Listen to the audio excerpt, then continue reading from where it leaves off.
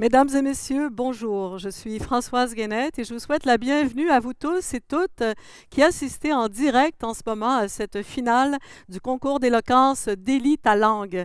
Et déjà, j'ai une très bonne nouvelle. On apprenait ce matin que plus de 700 personnes s'étaient inscrites il y a déjà plusieurs heures pour assister comme vous virtuellement à cet événement. Des gens de 3 continents, d'Afrique, d'Europe, d'Amérique, d'une douzaine de pays, bien sûr, de France, du Canada, de Belgique, mais aussi d'Italie, de Turquie, du Maroc, de Côte d'Ivoire. Alors, merci, bravo, bienvenue à vous tous, francophones et francophiles de tout pays. Alors, ce concours d'éloquence est organisé par le Bureau de valorisation de la langue française et de la francophonie de l'Université de Montréal. Et j'en profite pour saluer la directrice de ce bureau, vice-rectrice associée à la langue française de l'Université, Madame Monique Cormier. Cette année, nous accueillons de plus avec un grand plaisir une université partenaire, l'Université du Québec à Rimouski. Si le concours d'Élie ta langue a lieu, c'est notamment grâce à la contribution financière de l'Office québécois de la langue française, grâce à son programme Le français au cœur de nos ambitions. Et nos premiers invités ont vraiment cela en commun, une vision ambitieuse de la langue française, langue de culture, langue d'avenir et langue commune des Québécois et des Québécoises. Alors nous entendrons d'abord, et je l'invite à s'adresser à vous, Monsieur Daniel Jutras, recteur de l'Université de Montréal. Madame la ministre de l'Enseignement supérieur, Monsieur le ministre de la Justice et ministre responsable de la langue française, Monsieur le recteur de l'Université du Québec à Rimouski, Mesdames et Messieurs, membres du jury, chers finalistes et distingués invités, bonsoir et bienvenue à la finale de la 3e édition du concours d'éloquence d'Élie ta langue. C'est la langue de mon cœur et le cœur de ma vie, chantait Michel Rivard. C'est ma patrie, disait Albert Camus. C'est une langue belle avec des mots superbes, ajoutait Yves Dutheil. Notre langue n'est pas que belle, elle peut être aussi redoutablement efficace. Nous l'entendrons ce soir avec grand plaisir dans la diversité de ses expressions et dans toute sa force de persuasion. Nous avons avec nous 10 étudiants et étudiantes qui ont relevé le défi de parler en public et de le faire avec panache. C'est quelque chose que l'on doit saluer.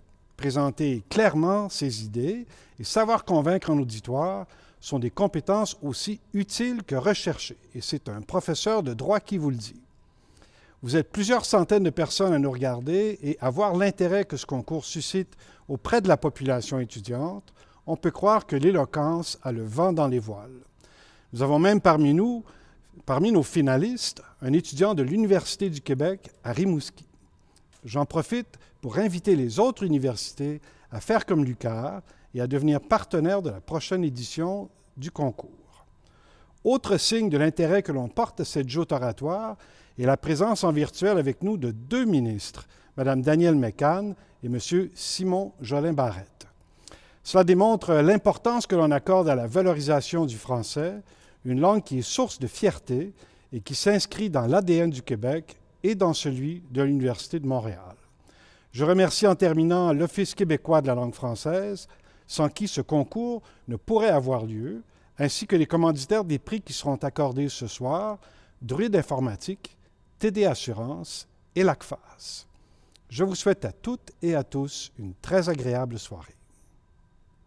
Merci, M. Jutras. Accueillons maintenant M. François Deschênes, recteur de l'Université du Québec à Rimouski. Madame Danielle Mécan, Bonjour. ministre de l'Enseignement supérieur, Monsieur Simon Jolin-Barrette, ministre responsable de la langue française, Monsieur Daniel Jutras, recteur de l'Université de Montréal, membres du jury, participantes et participants, distingués invités.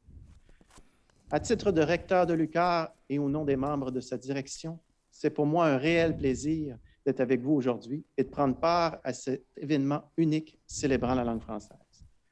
Je tiens à préciser que j'aurais aimé être parmi vous en personne si les circonstances ne m'en avaient empêché.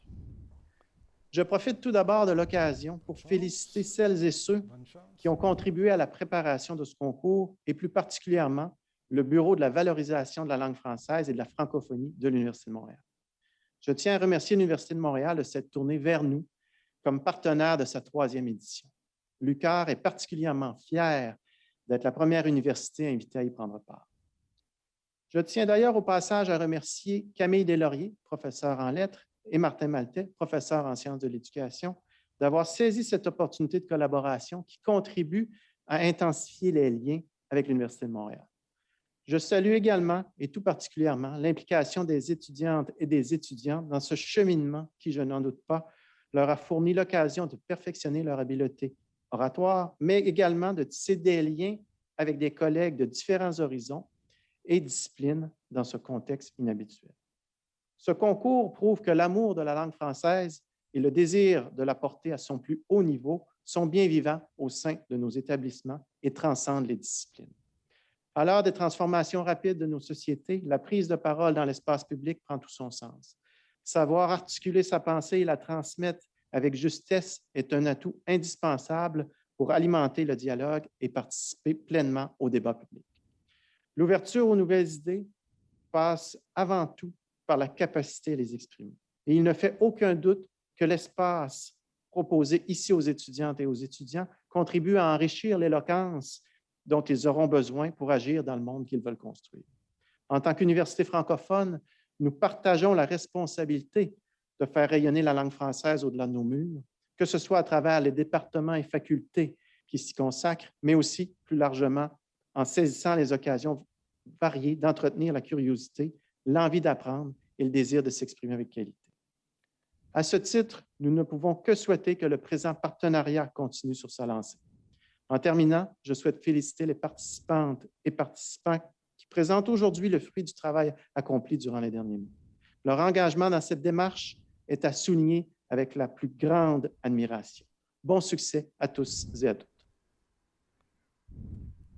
Merci, M. Deschênes. Nous recevons maintenant M. Simon Jolin Barrette, bien sûr, ministre de la Justice du Québec et ministre responsable de la langue française. M. Jolin Barrette, c'est à vous. Bonjour, bonjour. Madame Danielle Mécan, ministre de l'Enseignement supérieur. Maître Juliette Champagne, sous-ministre associée chargée du secrétariat à la promotion et à la valorisation de la langue française. Madame Ginette Galarneau, présidente directrice générale de l'Office québécois de la langue française. M. Daniel Jutras, recteur de l'Université de Montréal. M. François Deschênes, recteur de l'Université du Québec à Rimouski. Madame Monique Carrier, vice-rectrice associée à la langue française et à la francophonie, distingués invités. C'est un plaisir pour moi d'être parmi vous pour la finale du concours d'éloquence Délit ta langue. Je tiens à remercier le comité organisateur de l'invitation. Cet événement est l'occasion de souligner une fois de plus l'importance de la langue française et d'en faire valoir toute la beauté. Depuis plus de 400 ans, c'est en français que nous nous exprimons. C'est en français que nous nous affirmons en tant que nation. La langue française est notre langue commune, un point d'ancrage sur lequel toutes les Québécoises et tous les Québécois s'appuient et autour duquel ils s'unissent. Elle permet à notre culture de s'exprimer et de s'épanouir. Elle réitère notre réalité et notre identité collective en tant que seule nation francophone en Amérique du Nord. La langue française constitue l'un des fondements, peut-être même le plus important, du caractère distinct du Québec. Le français nous relie à plus de 300 millions de locuteurs dans le monde, répartis sur les 5 continents. Le Québec est d'ailleurs un joueur actif dans cette grande communauté linguistique où notre expertise est reconnue en matière de règles et d'outils pour faire la promotion de la langue française et en assurer sa pérennité. Notre gouvernement est déterminé à poursuivre ce travail et à mettre en œuvre toutes les mesures nécessaires pour assurer la protection, la valorisation et la promotion de la langue française au Québec. Nous ne ménagerons aucun effort. Nous y sommes engagés. Nous avons l'intention de modifier la loi 101, un jalon incontournable de l'affirmation identitaire du Québec, afin de renforcer plusieurs de ses dispositions et étendre son champ d'action. Car la langue française ouvre la porte à une multitude de possibilités. Elle est à la fois notre langue d'échange, d'accueil et de travail. Elle est également expressive et créative. Elle nous inspire et nous porte à travers nos projets, à travers nos ambitions. Permettez-moi d'ailleurs de saluer et de féliciter les lauréats du concours qui contribuent, par leur art et par leur talent, à enrichir et à dynamiser la langue française. À titre de ministre responsable de la langue française, je me réjouis de voir une jeunesse fière de maîtriser notre langue nationale et décidée à la faire vivre. Continuons de chérir et de faire rayonner notre langue française, car si cette langue nous ramène à notre histoire, elle doit aussi nous projeter vers l'avenir.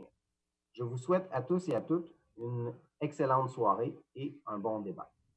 Merci. Merci, Monsieur Jolin Barrette. Et enfin, accueillons Madame Danielle Mécan, ministre de l'Enseignement supérieur du Québec. Madame Mécan. Merci, Madame Guénette. Alors, c'est vraiment un plaisir pour moi d'être parmi vous aujourd'hui. Alors, je veux également saluer Monsieur Simon Jolin Barrette, qui est ministre responsable de la langue française, Monsieur Jutras, Monsieur Deschênes aussi, Madame Cormier, Madame Champagne et aussi Madame Galarneau, Ginette Galarneau, qui est présidente directrice générale de l'Office québécois de la langue française. Je veux également saluer tous les participants au concours et les membres du jury. Alors, je suis très heureuse de vous adresser ces quelques mots pour souhaiter aux participants le meilleur des succès dans cette compétition amicale. C'est un concours d'éloquence en français qui est évidemment organisé par le Bureau de valorisation de la langue française et de la francophonie de l'Université de Montréal. Félicitations aux organisateurs, car c'est vraiment une très belle initiative. La réussite en enseignement supérieur, comme pour les autres ordres d'enseignement, repose notamment sur la capacité des étudiants en littératie. Jouer avec la langue, comme le propose ce concours, requiert bien entendu une excellente maîtrise du français. Pour réussir son projet éducatif, un tel niveau de maîtrise, c'est un atout certain, même si ce n'est pas une obligation. Il est donc très agréable de voir ce concours faire la promotion de notre langue d'une façon originale, amusante et ludique. Et au passage, cette activité permet de développer des compétences transversales qui seront utiles tout au long d'une carrière, souvent de manière insoupçonnée. La clarté de nos communications orales est utile dans tous les domaines, tant au travail que dans nos vies personnelles. Une grande maîtrise de la langue apporte la confiance en soi, une aisance pour débattre et argumenter, la clarté des idées et aussi la compréhension des autres. Alors, félicitations aux futurs vainqueurs, mais aussi à tous les participants. Votre participation témoigne de votre talent, de votre intérêt pour les cultures francophones et de votre brillant futur. C'est déjà une victoire en soi. Alors, je vous souhaite une bonne compétition. Merci. Merci beaucoup, Madame Mécan. Voilà, alors les membres du jury, comme vous, sont à distance cette année. C'est donc de leur salon ou de leur bureau qu'ils vont regarder et évaluer les 10 candidats et candidates du concours. À l'exception cependant de la présidente du jury, Madame Marie-France Bazot, qui est ici avec nous à l'Université de Montréal, ainsi que les finalistes, évidemment. Alors voilà, Marie-France Bazot. Marie-France, je vous invite à nous présenter les membres de ce jury et le conseiller linguistique qui est là pour les aider. Merci beaucoup, Françoise. Madame la vice-rectrice, messieurs les recteurs, Madame et Monsieur le ministre, chers invités, chers finalistes, chers publics, fans d'éloquence, je suis très honorée, très heureuse de présider ce jury et de le faire en compagnie de jurés absolument allumés que je vous présente à l'instant. Alors, il y a Madame Thérèse Fortin, une merveilleuse comédienne. Il y a également l'époustouflante rappeuse Sarah May. Monsieur Clément Duhem, ex-délégué général du Québec à Paris et administrateur de l'Organisation internationale de la francophonie jusqu'en 2015, et Monsieur Javan Abel-Turton, journaliste, champion du monde de débat francophone en 2017. Bonjour, bonne fin d'après-midi tous les quatre. Il y a également, non, je vous présente après, je veux tout d'abord m'adresser à vous et vous demander rapidement à quoi vous attendez-vous? Pourquoi est-ce si important ce genre de rencontre à laquelle nous allons assister cet après-midi? Marie-Thérèse.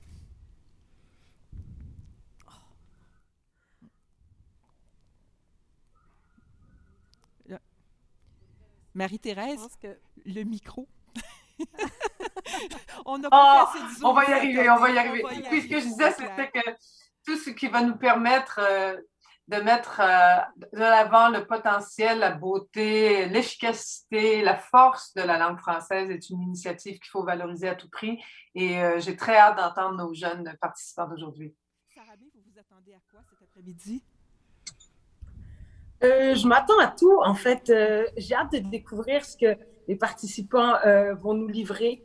Moi, je fais de la musique en français. C'est une langue que j'affectionne et c'est une langue que j'ai toujours parlé un petit peu partout dans le monde où j'ai pu être. Et de voir la diversité des sujets et des thématiques de chaque participant donne le goût d'écouter ce qui suit. Fait que j'ai très hâte de les entendre. Merci, Javan et Clément. Rapidement, un mot? Oui, je pense... Oh, allez-y, Clément. Non, je t'en prie, vas-y. Ben, comme jeune journaliste, les concours d'oratoire d'éloquence auxquels j'ai participé ont vraiment contribué à ouvrir ce chemin-là pour moi. Puis je pense vraiment que peu importe vers quelle carrière, vers quel monde les participants vont se diriger, là, ça va être absolument une expérience fabuleuse pour eux. Et Clément? Moi, je trouve que c'est une merveilleuse initiative parce que cette langue française, si on veut la chérir, si on veut justement continuer à parler tous ensemble pour vivre ensemble différents, je trouve que c'est une merveilleuse initiative. Merci beaucoup tous les quatre. On se retrouve tout à l'heure. Je vous présente également le conseiller linguistique du jury qui va nous éclairer au besoin, mais M. Guy Bertrand, qui est le premier conseiller linguistique à Radio-Canada. Alors voilà, je souhaite la meilleure des chances à ces 10 jeunes passionnés qu'on va entendre dans un instant. Merci beaucoup. Voilà. Alors, merci beaucoup Marie-France. Merci évidemment au jury qui aura un travail assez ardu, vous le verrez. Alors, je vous rappelle un peu le contexte et les règles de ce concours d'éloquence qui en est à sa 3e édition. Les finalistes qui avaient soumis leur candidature par vidéo ont été sélectionnés l'automne dernier. Cet hiver, ils et elles ont suivi une série de formations afin de prendre la parole en public, donc pour apprendre ou perfectionner l'argumentaire, la création littéraire, la vivacité du texte, car la plupart n'avaient pas d'expérience en cette matière, vous le comprenez, parce que c'est l'objectif du concours, après tout, que d'offrir aux étudiants et étudiantes de premier cycle une formation en art oratoire qui va les aider à prendre la parole pendant leur vie professionnelle, tout en valorisant la langue française pour le bien général. Alors, fin février, le choix a été très difficile. Il a fallu 2 tours pour choisir les 10 finalistes qui vont s'exprimer devant vous aujourd'hui. D'ailleurs, on remercie toutes les personnes qui ont participé au concours jusqu'ici, des tout débuts jusqu'à la finale. Et vraiment, on peut vous assurer que chacune des candidatures a été examinée à la loupe. Les 10 finalistes ont été accompagnés ensuite par un ou une mentor, diplômé ou employé de l'Université de Montréal. Alors, je remercie bien sûr ces mentors. Merci de votre engagement auprès des jeunes. À cause de la COVID, vous vous en doutez bien, le défi a été particulièrement exigeant cette année. Les ateliers ont dû se dérouler à distance, chacune dans son bout de pays, mais les étudiants et étudiantes ont réussi à passer au travers et à créer vraiment un esprit d'équipe, à s'ajuster jusqu'à la dernière minute pour vous offrir aujourd'hui une finale en mode hybride. Alors, merci beaucoup à vous, du public, et qui êtes là en si grand nombre, on l'a appris tout à l'heure, pour soutenir les concurrentes et les concurrents. Si vous voulez d'ailleurs clavarder pendant le concours, c'est possible, vous le voyez à l'écran, n'hésitez pas. Le Bureau de la valorisation de la langue française et de la francophonie gazouille en direct d'ailleurs à son compte Twitter avec ce mot-clic # délie ta langue. Alors je vous invite à émettre des commentaires et des encouragements. Voilà pour le contexte. Les règles maintenant. Alors chaque finaliste doit présenter une expression française de son choix, en expliquer le sens et l'origine, tout en reliant cette expression à un enjeu social. Et le jury va évaluer les prestations selon 4 critères. Voilà ces critères: la qualité générale de la langue, le contenu, l'argumentaire, l'originalité et la prise de risque, et la présence sur scène. Chaque présentation doit durer 5 minutes. Le jury peut choisir d'ailleurs, parce que les jeunes ont un chronomètre sous les yeux, alors le jury pourra choisir de retirer quelques points aux finalistes qui dépasseraient cette durée prescrite, mais aussi aux concurrents et concurrentes qui feraient un usage intempestif de leurs notes. Autrement dit, moi j'ai le droit à mes notes, mais pas les jeunes. Voilà, c'est comme ça la vie. Voilà, je poursuis. À l'issue de la finale, les 4 grands prix seront remis aux partenaires par les partenaires du Bureau de la valorisation de la langue française et de la francophonie. Le Grand Prix Antidote de l'éloquence, qui est décerné par Druide Informatique, qui est le partenaire émérite du concours, voilà un prix de 5 000 $. Le deuxième prix qui est offert est un prix de 3 000 $. Le troisième prix est décerné par TD Assurance, il est de 1 000 $. Et enfin, le prix du public de 500 $ est remis par l'ACFAS, autre partenaire de longue date. Ce sera votre prix puisque vous pourrez voter en ligne tout à l'heure. Alors, restez avec nous jusqu'au moment de ce vote en ligne. Chaque lauréat ou lauréate recevra en plus un logiciel Antidote 10 offert par Druide Informatique.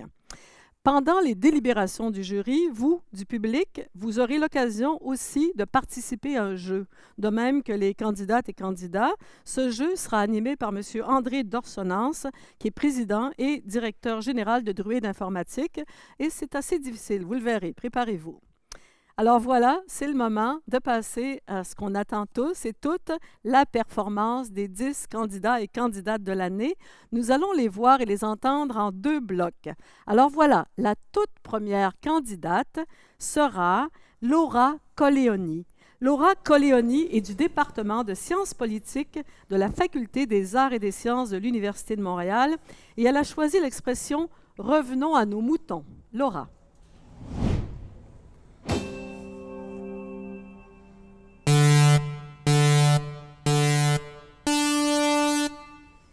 J'ai grandi à la campagne, dans un tout petit village, un village discret avec 2 rues et quelques maisons.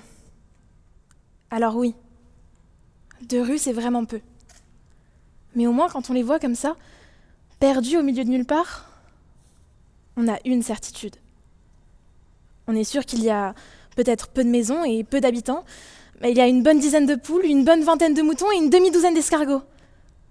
Sur les tables, le soir de Noël.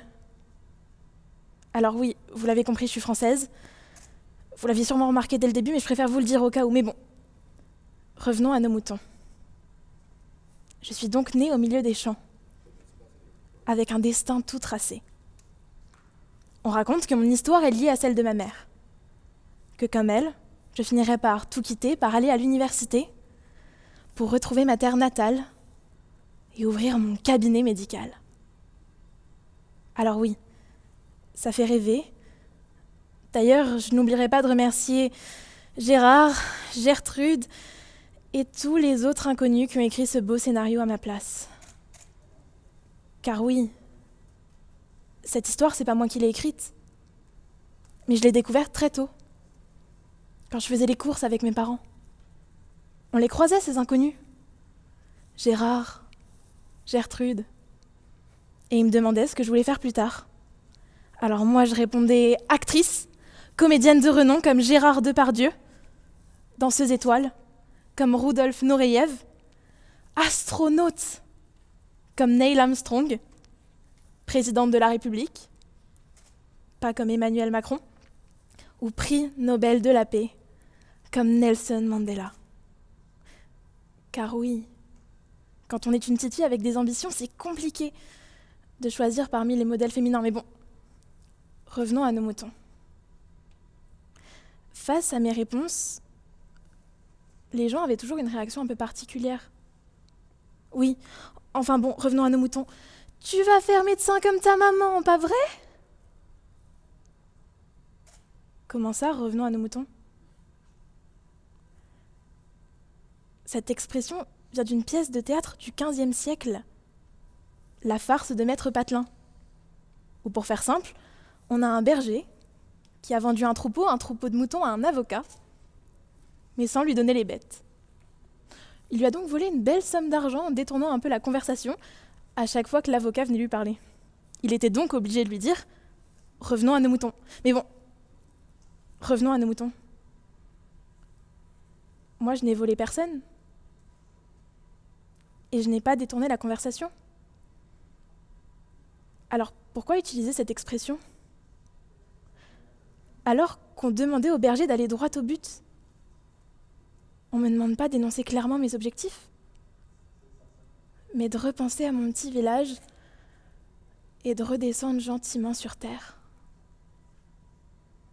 Alors oui, médecin, c'est un beau métier et on en a bien besoin.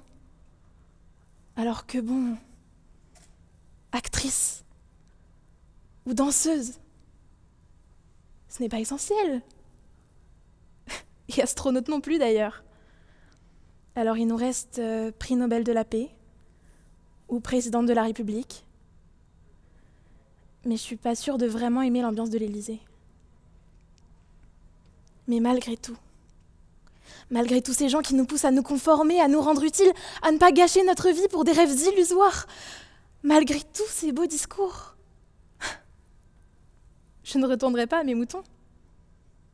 Et j'espère que vous non plus d'ailleurs. Alors certes, le monde est incertain. Mais justement, que vous vouliez devenir acteur, ingénieur, médecin ou éleveur de chèvres au milieu de nulle part, peu importe. Mais n'y renoncez pas. Car pourquoi ne pas tenter l'impossible quand l'inimaginable arrive déjà ?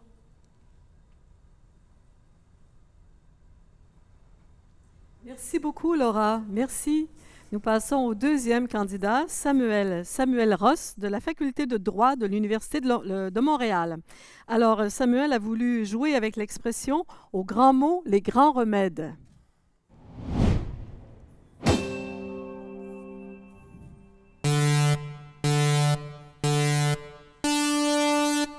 Ai-je le droit de vous parler de racisme systémique, même si je n'ai pas, entre autres, vécu l'horreur des pensionnats d'assimilation autochtone? Ai-je le droit de vous en parler, même si je n'ai pas non plus subi de discrimination, tant dans mon parcours académique que professionnel? C'est difficile à dire, mais ce soir, j'ai la chance d'avoir une plateforme pour passer un message de solidarité. Et pour ce faire, je vais tenter de dresser une analogie entre l'expression « aux grands mots, les grands remèdes » et le problème qu'est le racisme systémique. Donc, aux grands mots, les grands remèdes. C'est une expression qui a une origine assez incertaine, puisqu'elle a été utilisée sous différentes formes, dans différentes langues, et ce, durant plusieurs millénaires. Mais j'ai toutefois trouvé deux formulations assez anciennes qui sont fort intéressantes. La première nous provient d'Hippocrate, un médecin, qui disait que face aux maladies graves, ce sont les traitements d'une rigueur extrême qui ont la meilleure efficacité. Ensuite, c'était Ovide, un poète, qui lui disait qu'il fallait parfois appliquer le fer dans une plaie incurable pour éviter que les membres intacts ne soient gangrénés. On remarque donc l'origine assez médicale du proverbe. Mais est-ce encore ça aujourd'hui? Lorsqu'on regarde le nom comme un mot, d'aux grands mots les grands remèdes, on remarque qu'il ne s'associe plus uniquement à la maladie. En fait, il se définit tout autant par le mal et le malheur. Aujourd'hui, l'expression s'entend par la nécessité d'employer les mesures nécessaires pour éradiquer des problèmes auxquels nous faisons face. Et c'est un peu pour ça que je suis ici ce soir. Parce que notre société est porteuse d'un grand mal, voire même d'une maladie au sens figuré. Un problème qui est central et tentaculaire, qui nuit au fonctionnement du système et à ses organes, qui les rend dysfonctionnels, voire même injustes. Le simple fait d'être debout ici sur un territoire qui n'a jamais été cédé révèle un problème qui est complexe, ancien, mais tout autant d'actualité. Vous comprendrez bien sûr que je parle ici du racisme systémique. L'une des difficultés reliées à la recherche de solutions en ce genre d'enjeu est souvent le détachement. Parfois, c'est qu'on ne se sent pas interpellé par une réalité qui n'est pas la nôtre ou dont on ne connaît même pas l'existence. Je suis moi-même coupable de m'être assis trop longtemps sur ce que je croyais être de la simple chance et de ne rien faire de plus. La chance d'être né au Canada, de me sentir toujours compris, écouté, d'être en mesure de fréquenter le système de santé ou d'éducation sans trop d'embûches. Mais le problème avec cette qualification de chance, c'est que trop souvent, on croit à tort que c'est de l'absence de chance ou de la malchance qui est de l'autre côté, alors qu'en réalité, c'est une injustice. Une injustice qui mérite une prise d'action plutôt qu'un détachement. Donc, je reconnais être chanceux, mais je ne peux plus tolérer l'injustice qui persiste. Parce que le racisme systémique, c'est une violation des droits humains fondamentaux qui dure depuis des siècles. Un droit à l'égalité qui est constamment bafoué. Il n'est pas normal que des individus, en raison de leur origine particulière, soient scrutés à la loupe par les forces policières. Il n'est pas normal que ces mêmes personnes en recherche de soins doivent combattre stéréotypes et préjudices avant de recevoir ce dont ils ont besoin. Il n'est pas normal d'être défavorisé avant même d'apprendre à parler. Il est encore moins normal qu'on soit encore là à en parler. Donc, si la maladie existe encore, qu'en est-il du grand remède? À mon avis, l'une des pistes de solution peut se trouver dans l'interprétation de propos de certains penseurs, comme Benjamin Constant ou Stuart Mill, qui utilisaient le concept de la tyrannie de la majorité pour décrire l'envers de la médaille de la démocratie.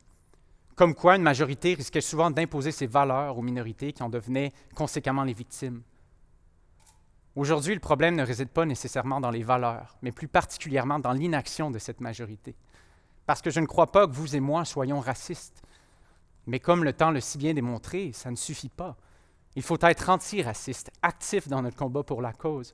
Parce que lorsqu'un problème est de nature institutionnelle, l'action de la majorité est importante, puisque c'est cette majorité qui possède le pouvoir, mais surtout la responsabilité de faire changer les choses. Il faut donc engager le dialogue, prendre le temps d'écouter l'autre et par solidarité faire de cet enjeu l'une de nos grandes priorités et de cesser de la réduire à de la simple politique. Il faut utiliser le véhicule démocratique non pas pour parler à la place des autres, mais afin d'être certain que leur voix soit entendue. Il faut écouter les recommandations faites par les commissions et organismes, mais il faut enfin les mettre en application. C'est lorsqu'on prendra le temps d'opérer cette remise en question qu'on arrivera enfin à trouver à nos grands mots leur grand remède. Merci Samuel. Nous recevons maintenant, nous allons l'entendre et la voir, Camire Roufia Aïsoub. Camire étudie au département de chimie de la Faculté des arts et des sciences de l'Université de Montréal. Son expression, « Le soleil brille pour tout le monde ».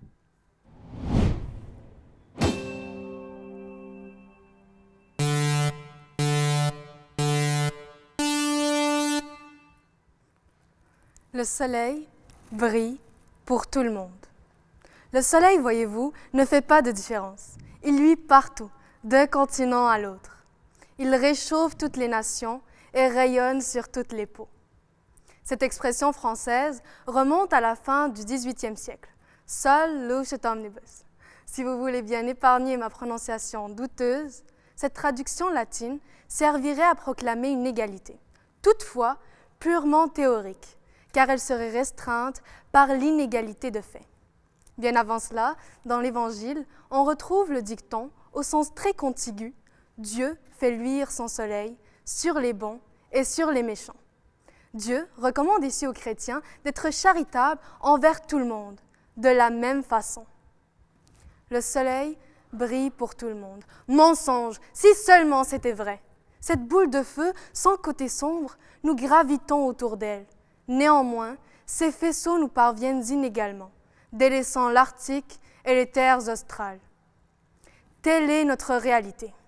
Injuste, au point où nous avons créé des mots et des catégories pour classifier toutes les injustices et discriminations que nous affligeâmes et que nous continuons d'affliger, que nos prédécesseurs ont subi avant nous et que nous subissons. Racisme, sexisme, homophobie, islamophobie. Le soleil brille pour tout le monde. Selon l'explication du Larousse, chacun a droit aux choses que la nature a départies à tous. Je plaide en faveur de l'égalité. Laissez-moi vous verser une goutte d'espoir, vous faire parvenir une lueur au bout de ce tunnel, le tunnel de la vie. On est tous d'un homme et d'une femme et le soleil embrasse notre chair. Cette lumière qui nous accompagne tout au long de notre vie, si seulement elle apparaissait sous toutes les formes, sous forme de lumière de l'esprit, lumière du cœur. Le soleil, lui, pour tout le monde. Ce n'est pas la couleur, une apparence ou un habit qui définit qui nous sommes. Nous sommes bien plus que cela. Imaginons un monde où nous jouirions tous pleinement de nos droits et des mêmes chances sociales. À bas les discriminations autochtones, raciales, religieuses et ethniques. À bas la misogynie, la misandrie et le validisme. Imaginons un monde uni. Ne pouvons-nous pas ouvrir nos esprits et laisser de côté les préjugés? Ou faudrait-il que nous perdions la vue afin que nos cœurs s'ouvrent à l'autre? Avons-nous transformé la grâce de la vue en filtre discriminatoire, une barrière invisible mais presque palpable? Avant même de connaître, que dis-je, d'approcher, nous dédaignons. Maladie du cœur. La peur de l'inconnu nous aurait-elle pervertis au point d'en devenir des êtres répulsifs? Le soleil brille pour tout le monde, que sa lumière est pure. Ils disent société moderne, temps révolutionnaire, et pourtant les enjeux d'antan nous poursuivent aujourd'hui. L'histoire apprise se répète, dissimulée. Atrocité au visage caché. Les Autochtones en paient encore le prix, et les Noirs aussi. enterrés par milliers, des terres volées, des droits violés, des peuples exterminés. Je ne vous retrace pas l'histoire du passé. Il s'agit de cette année. Nous sommes tous humains, humains, trop humains. Et le soleil brille sur tout le monde. Cette lumière, cette source de lumière, source de vie, source d'espoir. J'aspire à un monde uni. Idéaliste peut-être, mais que voulez-vous? L'espoir fait vivre. Je cherche alors ce soleil. Cherchons-le tous. Oh les cœurs, moi, toi, nous tous et chacun d'entre nous. Citoyens du monde, ayons à cœur cette responsabilité de hausser nos voix, de nous éduquer, d'éduquer autour de soi et d'agir pour un monde meilleur. Merci, merci beaucoup Camille. Nous entendrons maintenant Jean Bardon-Debat. Jean est du département de sciences politiques de la Faculté des arts et des sciences de l'Université de Montréal. Il s'exprimera sur l'expression « perdre le Nord ».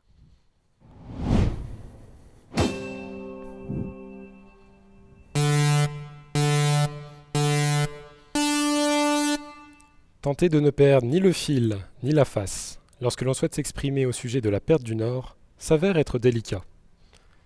Qui aurait pu croire que cette expression française, apparue au milieu du XVIe siècle, allait traverser les époques jusqu'à être encore utilisée de nos jours? Issue de la période des grandes découvertes, cette expression sous-tend diverses approches que l'on peut transposer à notre temps. Avant même de parler de sa perte, il me semble primordial d'évoquer la possession du Nord. Et oui, parce que si on ne le possède pas, comment pourrions-nous le perdre? Dans le cas d'un explorateur ou d'une exploratrice du XVIe siècle, cela revient à parler de la boussole. Cet instrument de navigation, bien connu de tous, est ce qu'il y a de plus important. C'est l'essence même de l'existence d'un voyage. Petit objet de taille, certes, mais disposant d'une aura indubitablement considérable.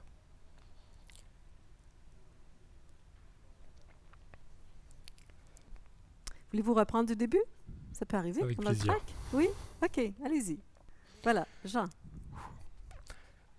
Tenter de ne perdre ni le fil ni la face lorsque l'on souhaite s'exprimer au sujet de la perte du Nord s'avère être délicat. Qui aurait pu croire que cette expression française, apparue au milieu du XVIe siècle, allait traverser les époques jusqu'à être encore utilisée de nos jours? Issue de la période des grandes découvertes, cette expression sous-tend diverses approches que l'on peut transposer à notre temps.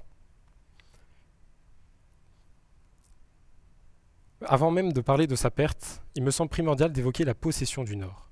Et oui, parce que si on ne le possède pas, comment pourrions-nous le perdre? Dans le cas d'un explorateur ou d'une exploratrice du XVIe siècle, cela revient à parler de la boussole. Cet instrument de navigation bien connu de tous est ce qu'il y a de plus important. C'est l'essence même de l'existence d'un voyage. Petit objet de taille, certes, mais disposant d'une aura indubitablement considérable.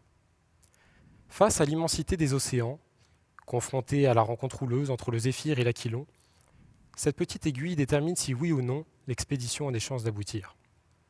Elle ne garantit en rien l'accomplissement de l'entreprise, mais elle a le mérite de lui en donner la direction. Cette direction, c'est un peu l'histoire de notre vie. On est né et depuis on essaie d'exister. Certains d'entre nous sont partis avec une longueur d'avance, à savoir grandir dans un pays en paix, dans une famille aimante, et n'ayant pas eu à soucier de savoir si on allait manger le soir. Comme l'a dit Maxime Le Forestier, être né quelque part, pour celui qui est né, c'est toujours un hasard. Et pourtant, malgré ces conditions favorables, il n'est pas dit que l'on puisse un jour trouver cette direction, notre direction. Alors bien entendu, il existe des indices, des fragments qui nous permettent de penser que l'on y est arrivé. Ça peut être une passion, des amitiés ou encore un amour. Tant d'éléments qui forgent notre caractère, notre personnalité et qui nous font évoluer en tant qu'individus. Est-ce que cela suffit pour prétendre connaître notre voie? Je n'en suis pas certain. D'autres n'ont pas eu cette chance de grandir dans un confort matériel, ce qui ne les a pas empêchés de trouver leurs repères, ou du moins de penser les avoir trouvés. Car s'il y a bien une chose dont je suis persuadé, c'est que nous sommes tous égaux dans ce domaine-là. Il y a bien des inégalités dans ce bas monde, je vous l'accorde. Mais lorsqu'il est question de donner un sens à sa vie, cela transcende la dimension purement contraignante de la société dans laquelle nous évoluons et vient plutôt faire appel à la personne que nous sommes. Et puis un jour, un événement se passe. Quelque chose qui pourrait sembler anodin pour une autre personne, mais qui a un effet sur nous. Quelque chose qui pourrait laisser cette autre personne indifférente, mais qui nous affecte. Ce quelque chose qui remet en cause les fondations sur lesquelles nous avons bâti notre réalité. C'est comme si notre boussole interne venait subitement à disparaître. On a beau essayer de se convaincre que ce n'est rien, que ça va passer, il y a des choses auxquelles on ne peut pas échapper. Et voilà, je pense, Jean, qu'on va s'arrêter là. Merci. Bravo, vous avez retrouvé le Nord. Voilà, c'est exigeant comme exercice, hein, on le voit. On n'aimerait vraiment pas être à votre place, alors bravo.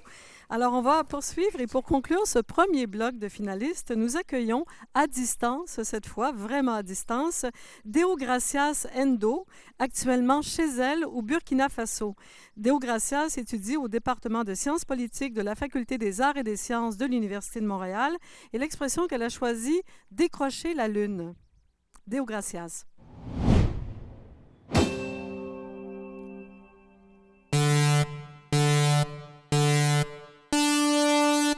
Une bougie soufflée, un souhait formulé. Malgré le passage des années, décrocher la lune reste ma plus grande volonté. Les mêmes qui m'ont appris qu'il ne fallait jamais dire jamais sont ceux qui m'ont toujours dit que je n'y arriverais jamais.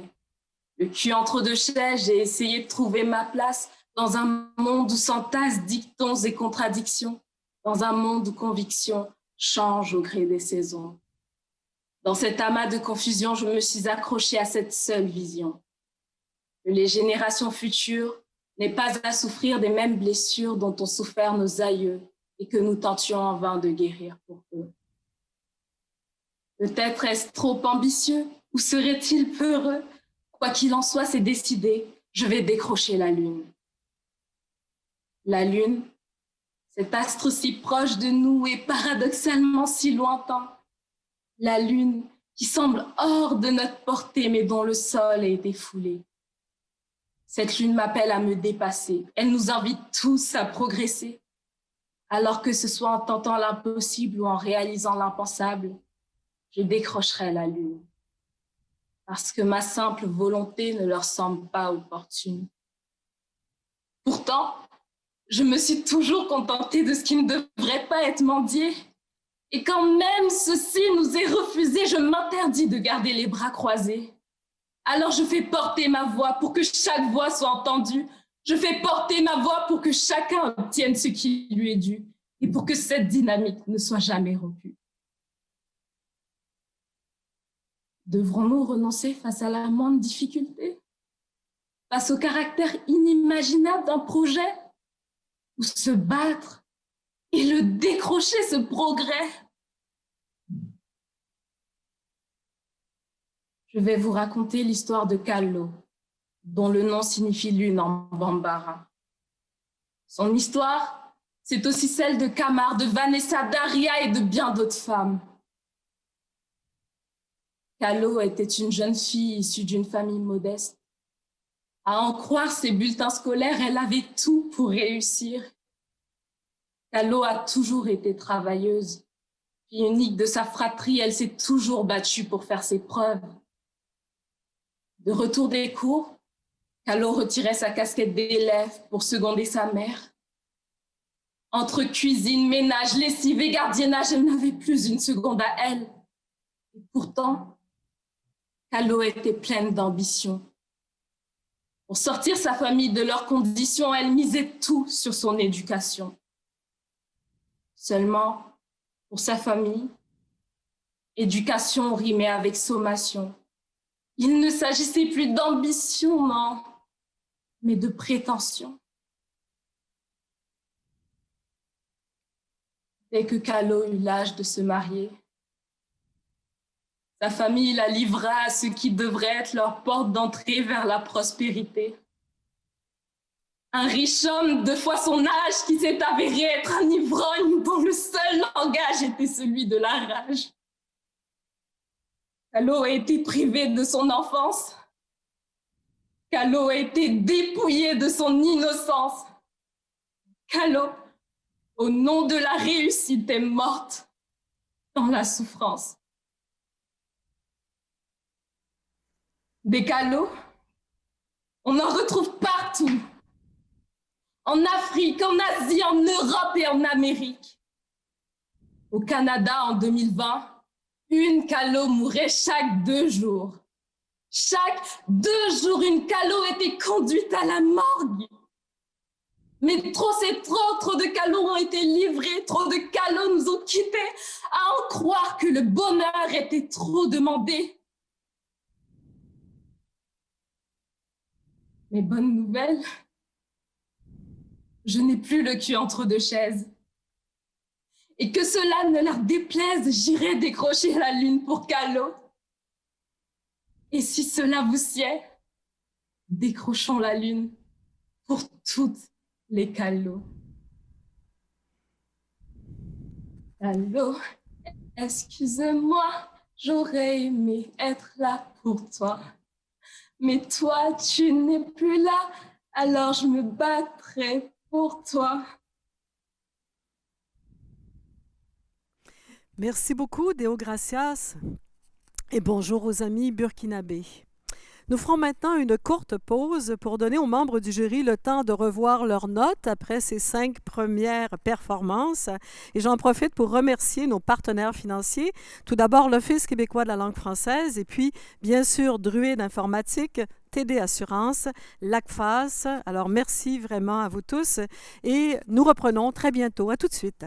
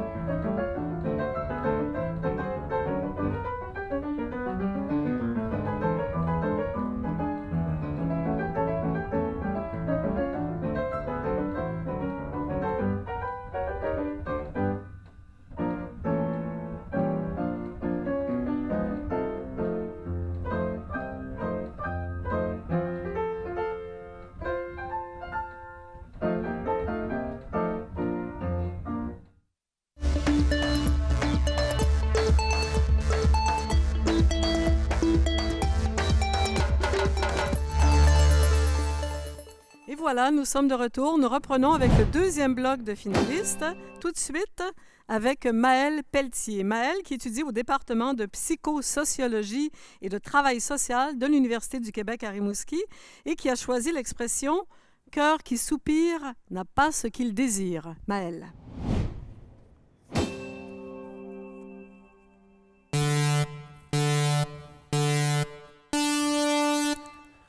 Cœur qui soupire n'a pas ce qu'il désire.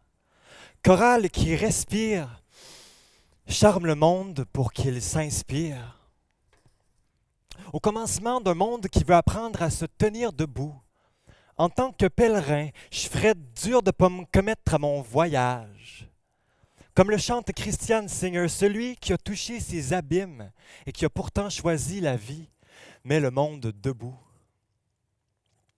Je dégage un peu de Catherine Dajman de ma mémoire bagage.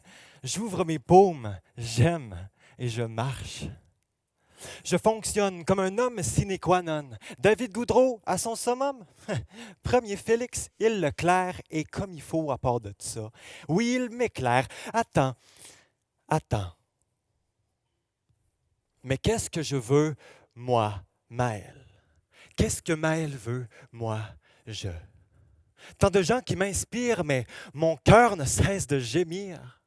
Je vais miser sur l'expression libre. Enivrons-nous. Prenons nos cœurs à deux mains. Vibre, oui, je t'invite à partir de toutes mes fibres et jusqu'au dernier soupir tiré de mes lèvres rouges. Ni que les clones et ni que les mères, je veux dire, pas seulement avec les semblables. Sans fable, je compte combler les catacombes et faire tomber des tonnes de pommes sur des newtons. Aux nouvelles télédivisées, on diffuse l'information confuse qu'on devrait peut-être masquer un mot pas assez sanitaire de notre vocabulaire.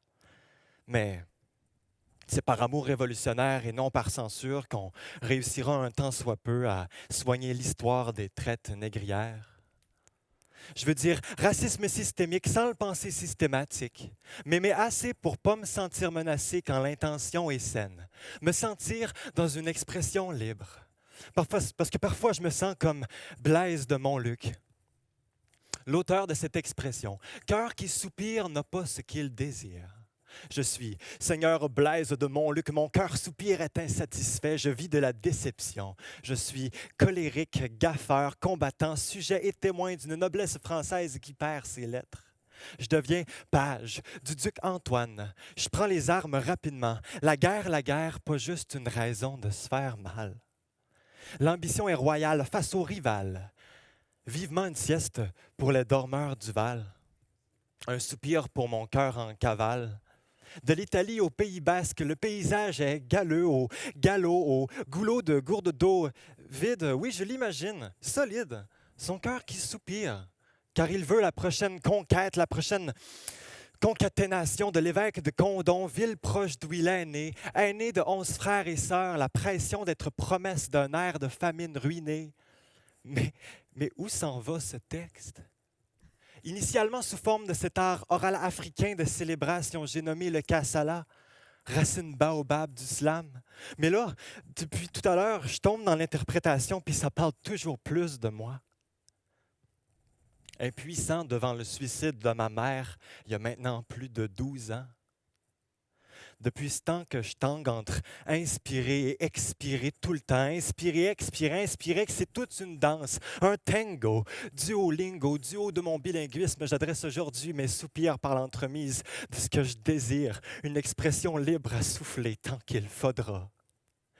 Mais juste pour moi, maman, juste pour moi. À partir de ce moment, j'arrête enfin de respirer pour deux. J'arrête de soupirer mon cœur à mes dépens afin de laisser aller mon expressivité pour vraiment garder vivante celle qui a décidé de se pendre.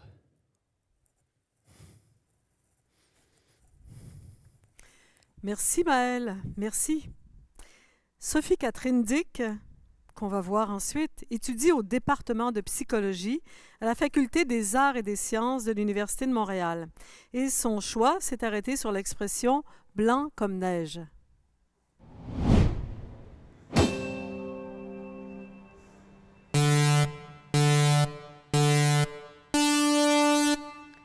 Blanc comme neige, se dit de celui qui est innocent, se dit de celle qui est sans tache. Blanc comme la neige fraîche recouvrant un pays qui dort encore, là où le jour ne s'est toujours pas levé, mais où cet ancestral manteau blanc scintille déjà. Cette scène évoque des images de paix, de silence, d'innocence.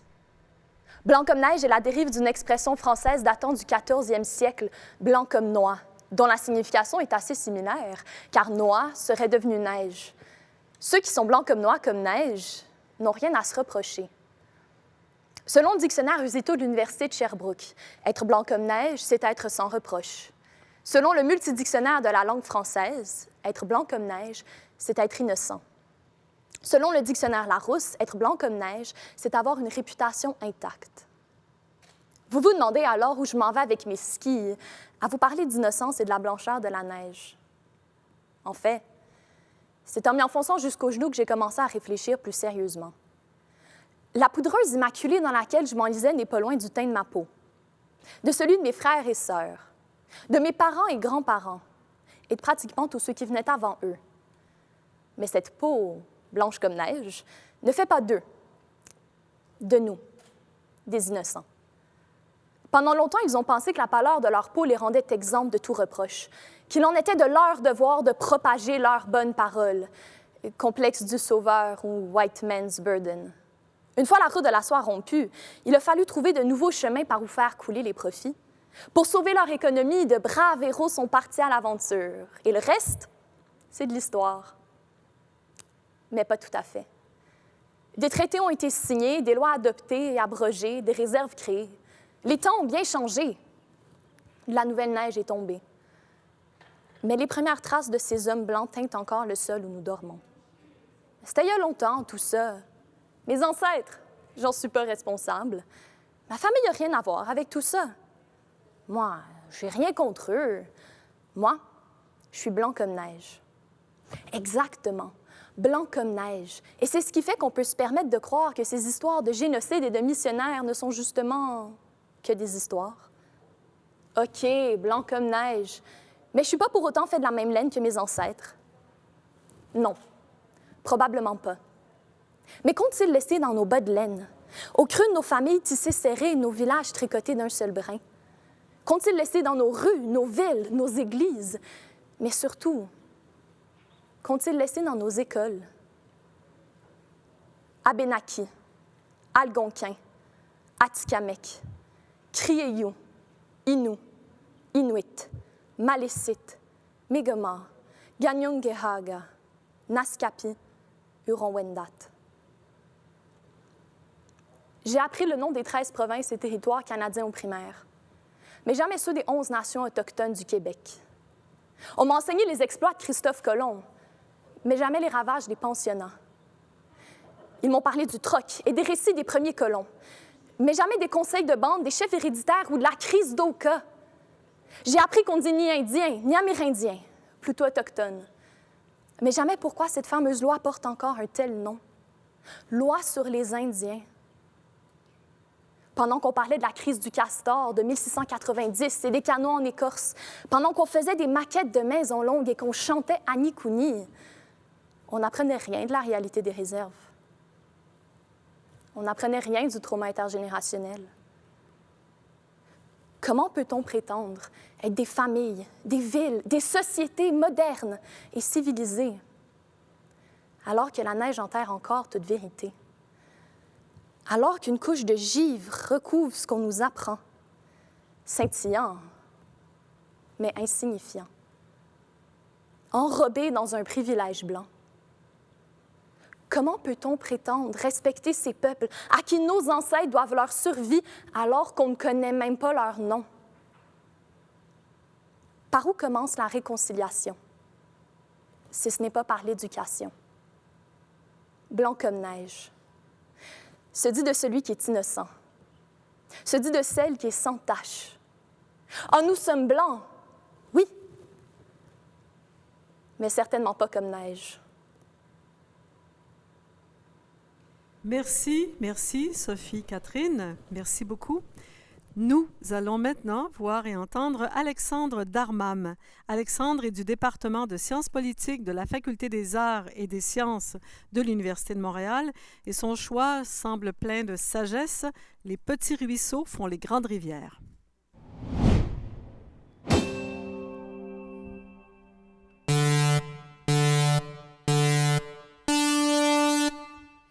Mesdames, Messieurs, mon discours de ce soir s'articule autour d'une simple question. Mais qu'est-ce que la démocratie? Certains d'entre vous me répondront que la démocratie, c'est une institution, un gouvernement, un parlement, une cour de justice. D'autres me diront que la démocratie, c'est un jour dans l'année, une élection, un simple vote. Enfin, certains d'entre vous me diront peut-être que la démocratie, c'est un ensemble de valeurs, la liberté de déplacement, d'association, de religion, d'expression. Si tout cela représente bien le corps de ce qu'est la démocratie, n'oublions jamais que le cœur de ce régime, c'est vous. Car la démocratie est un phénomène qui s'observe au quotidien. Elle est une accumulation d'actions et de choix issus de chacune de nos vies, de ces décisions à première vue insignifiantes qui s'agrègent pour former le comportement, l'action et l'œuvre d'une nation entière, tels des ruisseaux en somme, qui d'abord minuscules s'entremêlent et fusionnent au fil de leur descente pour former rivières, torrents et fleuves gigantesques. On dit que les petits ruisseaux font les grandes rivières.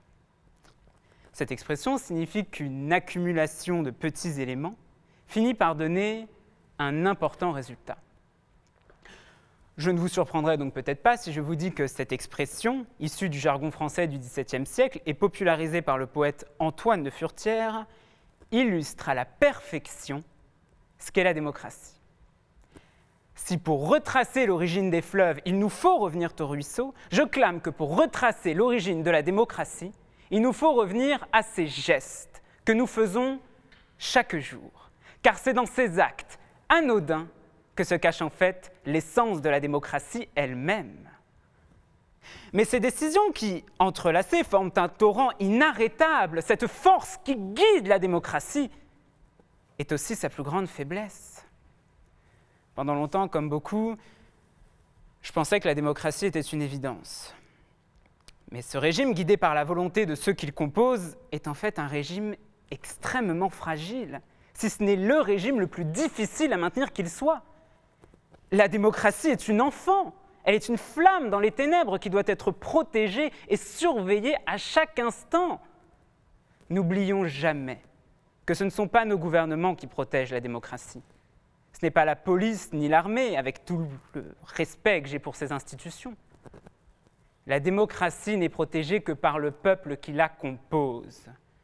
Et ce torrent qu'est notre régime ne disparaît pas en un jour. Pour affaiblir ce titan, il faut couper un à un chacun des ruisseaux qu'il compose. Il faut plier la volonté de chacun de ses citoyens et les retourner contre ce qu'ils protègent. Seuls vous êtes les gardiens de la démocratie. Chacune de vos décisions protège ou condamne un peu plus ce régime. Et alors qu'aujourd'hui, nos jeunes démocraties sont en crise, il est essentiel, plus que jamais, que nous soyons particulièrement attentifs à ces gestes de tous les jours.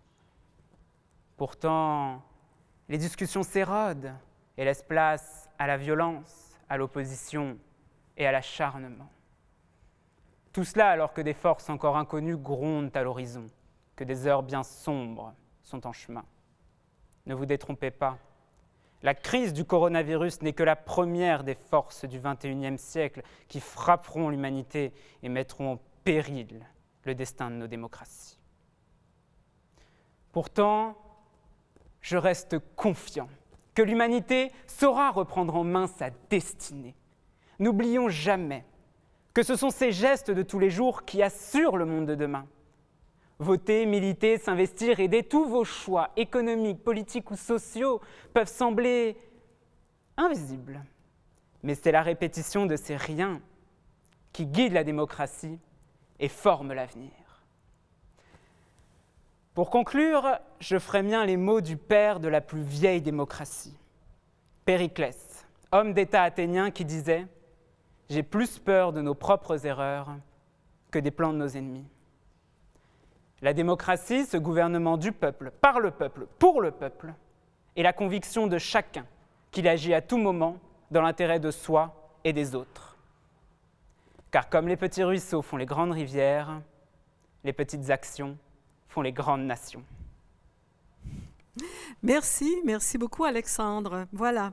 Et j'invite Carolinka Drouin. Carolinka est à la faculté de droit de l'Université de Montréal et elle explore l'expression « perdre du terrain ».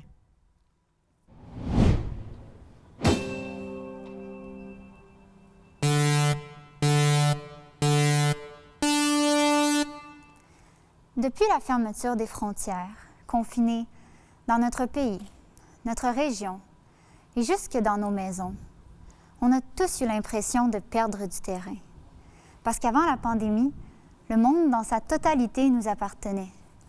Mais depuis, notre espace de circulation a été réduit à celui d'une personne vivant au 19e siècle. Au sens figuré, l'expression « perdre du terrain » signifie que l'on cesse de maintenir son avantage qu'on se laisse distancier. À l'origine, cette expression référait au territoire perdu par une armée en retraite. Cette dernière fait alors le point sur ses capacités militaires et le territoire qu'elle contrôle encore. Comparativement, est-ce qu'on a perdu du terrain au Québec avec la pandémie? Je pense que non, et voici pourquoi. En diminuant le temps et les distances, les moyens de transport très rapides ont eu l'effet d'escamoter du monde de ce qui existe entre le point de départ et celui d'arrivée, de compresser l'espace. Toujours plus pressé de se rendre à destination, le territoire survolé en chemin devient banalisé, ignoré, oublié par le voyageur. Avec les voyages en avion et l'Internet, réellement ou virtuellement, on ne cherche à se dépayser qu'à l'étranger. Mais si la beauté est recherchée au moyen du dépaysement, on n'a pas besoin de sortir des frontières pour en trouver. Il y en a déjà beaucoup au Québec. Il suffit de la rendre accessible. On doit redécouvrir nos paysages locaux auxquels on a préféré les contrées lointaines. Et cette redécouverte peut se faire en marchant. En marchant, on matérialise le territoire dans notre esprit, on comble les espaces vides. En marchant, on se rend compte que le territoire est beaucoup plus grand et plus beau qu'on ne le pensait. Pour ma part, j'ai découvert près de chez moi un dédale de sentiers semi-boisés sous les grands pylônes électriques. C'est en faisant des marches que j'ai pu découvrir ces sentiers dont je n'imaginais pas l'existence à Trois-Rivières. Alors, paradoxalement, la limitation de mes mouvements due au confinement a élargi mon horizon. Les Québécois et les Canadiens aussi doivent se réapproprier le territoire. Ils doivent le marcher, le voir, le sentir. En Europe, il est possible de traverser plusieurs pays en entier en marchant. Des chemins pour les marcheurs peuvent rejoindre tous les villages et villes d'un pays. Pourquoi est-ce qu'on n'aurait pas la même chose au Québec? Aménageons des sentiers entre les villes et des promenades dans les villes où les Québécois pourront marcher. La réappropriation de notre territoire national est fondamentale à notre identité comme individu et comme société. C'est par la marche que Gandhi a milité pour libérer l'Inde. C'est par la marche que les voyageurs se ressourcent en allant en Compostelle. La création de sentiers et de promenades, c'est plus qu'une question de qualité de vie. C'est une question d'appartenance à notre pays. En poursuivant un chemin dans les champs ou dans les bois, on médite et on vit au présent. On doit ralentir et apprécier notre environnement immédiat pour apprécier la vie. Ça ne peut être que bénéfique à notre équilibre mental et à la cohésion de notre communauté. La limitation de nos mouvements due à la pandémie nous a donné l'occasion de mettre un frein à ces passages express du point A jusqu'au point B. Marcher nous permet de redevenir en symbiose avec notre territoire, ce siège de notre nation, et de nous le réapproprier. C'est un premier petit pas pour les promeneurs, mais un grand pas pour améliorer le bien-être public. La pandémie limite nos déplacements, mais on peut aussi saisir cette occasion pour regagner du terrain, pour regagner notre pays en le marchant. Merci. Merci beaucoup, Caroline K. Merci. Et le dernier candidat de cette 3e édition du concours d'éloquence d'Élite à langue est Léo Coupal-Lafleur. Léo étudie au département de sociologie de la Faculté des arts et des sciences de l'Université de Montréal. Et ce qui l'a inspiré, c'est l'expression « être né pour un petit pain ».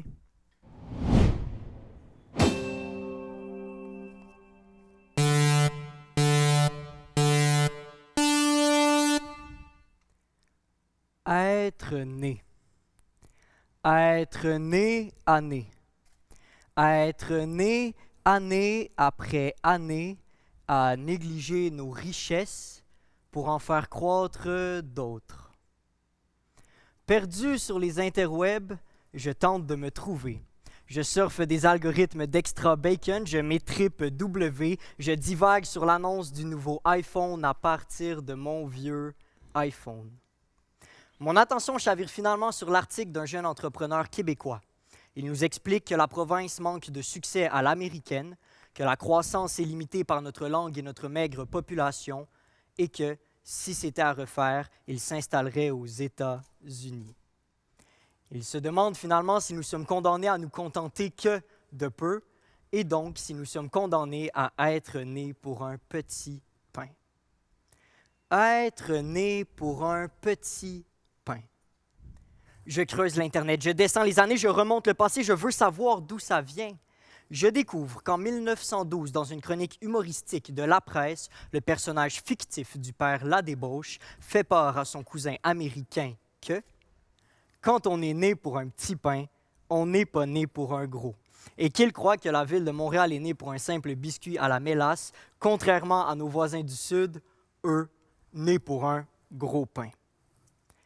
À une certaine époque, être né pour un petit pain, ça exprimait la précarité socio-économico-culturelle dans laquelle les Canadiens français évoluaient très peu.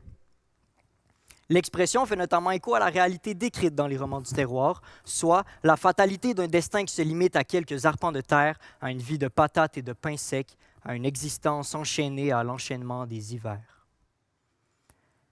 Être né pour un petit pain, c'est se limiter à une vie de pauvre. C'est être né dans un environnement modeste, mais c'est surtout s'y résigner.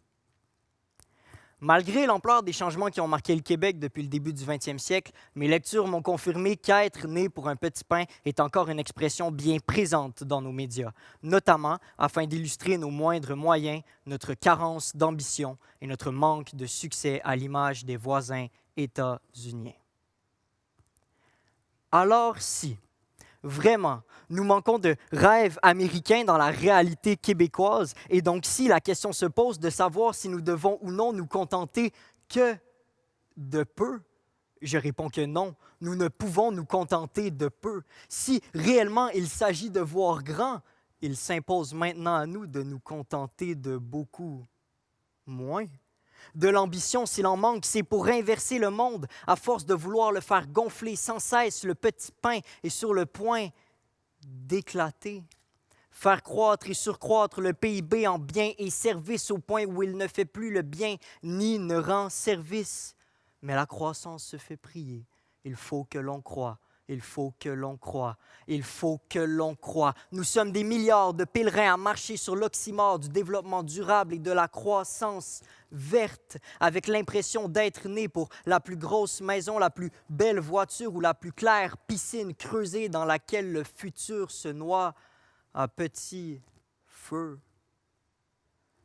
Si c'est pas de la petitesse, ça, que de bafouer l'avenir d'un nouveau niais, si c'est pas un petit pain que d'être né pour un Big Mac, si nos existences ne sont pas réduites quand la croissance allonge nos vies, mais qu'on les passe à manquer de temps. Mes ancêtres n'auraient pas dû naître pour un petit pain. Par contre, nous, oui, il s'impose de revenir au monde pour un petit pain grandiose, un moindre pain, peut-être, mais de notre blé, de notre terre et de nos mains. J'aspire à voir grand du haut de ma petite échelle un monde sans besoin de blé plein les poches, où chaque être humain peut en avoir dans le ventre, se nourrir d'avenir et de pain sur la planche. Alors il est temps de décroître pour ne pas léguer la faim à tous les futurs nés. Mettons la main à la pâte pour un suffisant pain, mais de grandes idées. Merci. Merci beaucoup, Léo. Merci. Merci Léo, bonne chance à vous 10 et bonne chance aux 5 membres du jury. Ce ne sera pas facile car vous l'avez vu, voilà des jeunes qui savent parler mais qui savent aussi réfléchir, qui ont des idées et du cœur. Alors voilà, le jury maintenant va commencer ses délibérations dans une salle virtuelle à laquelle nous n'avons pas accès, ni vous ni moi. Et pendant ce temps, une vingtaine de minutes environ, nous avons 2 activités pour vous, où que vous soyez sur la planète. D'abord un vote et ensuite un jeu, et entre les deux, une pause musicale en compagnie de Saramé. Alors, le vote d'abord, puisqu'on y passe tout de suite, vous avez la possibilité de choisir aussi lequel ou laquelle des 10 candidats ou candidates vous avez préféré. Votre vote déterminera à qui ira le prix du public remis par l'ACFAS, soit 500 $. Alors, je vous explique tout de suite comment voter en ligne pendant les 8 prochaines minutes. C'est assez simple.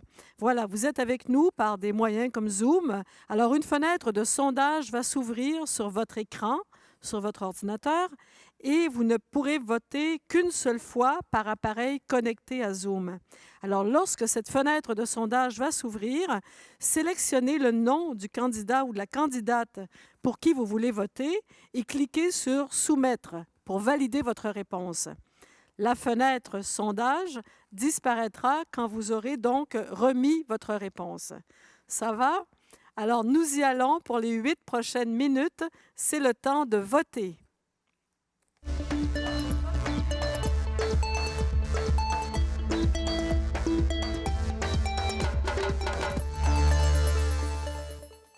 Comme je le disais, le vote en ligne est terminé. Le nom de la personne gagnante est transmis actuellement au jury. Qui est-ce que vous avez choisi? On le saura tout à l'heure. C'est Sarah May qui le divulguera à tout le monde en même temps. Et maintenant, nous passons au jeu. Qui dit jeu, dit maître du jeu. Monsieur André Dorsonance est président du conseil et chef de la direction de Druide Informatique.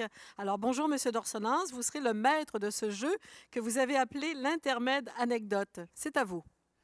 Alors, effectivement, pour permettre au jury de continuer à délibérer, nous vous proposons l'intermède antidote, un jeu qui mettra à l'épreuve vos connaissances de la langue française, puisque vous serez appelé à participer depuis le confort de votre foyer par clavier interposé. Et ici, à l'Université de Montréal, nous avons effectué un tirage au sort parmi nos 10 finalistes pour vous trouver 2 concurrents. Alors, laissez-moi ouvrir l'enveloppe.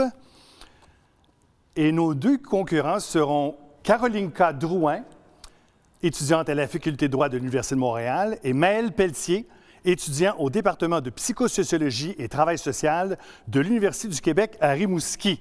Bienvenue à vous. Est-ce que vous êtes prêts? Oui. Laissez-moi vous expliquer un peu comment ça fonctionne. Alors, Carolinka, Maëlle, vous avez déjà gagné Antidote 10, comme tous les autres finalistes, juste pour avoir participé au concours d'élite à langue.